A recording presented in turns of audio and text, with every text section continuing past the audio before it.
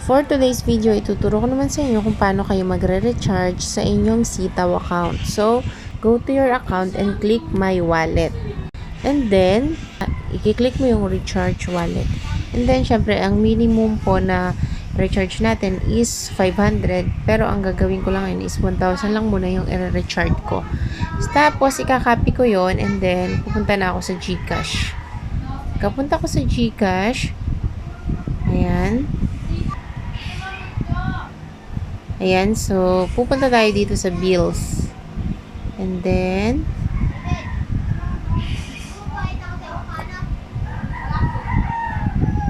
ayan, i-search lang po natin ang ating peso.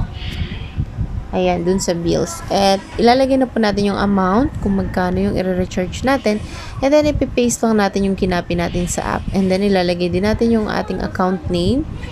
Tapos, yung ating email address ay optional lang naman. So, i-next lang natin yan at i-confirm.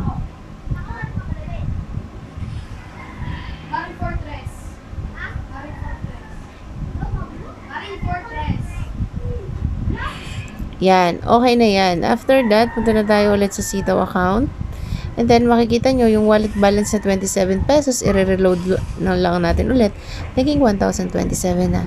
So, pwede na tayong mag-pick up ulit ng orders dahil meron na pong laman ng ating wallet balance.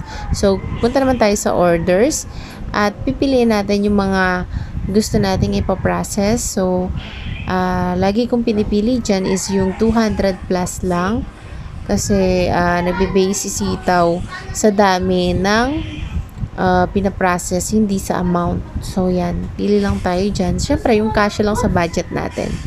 So, at i-click na natin yung pay and take delivery.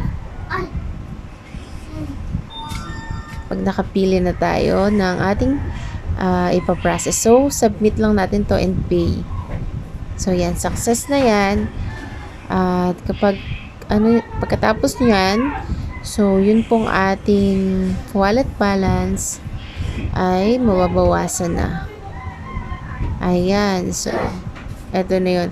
So, ayan yung in-transit natin. Dagdag na. Orders in transit. Tapos, meron pa tayong pending orders na 17 orders. So, ganun lang kadali guys mag-recharge. So, thank you for watching. I hope na may natutunan ka. Don't forget to subscribe.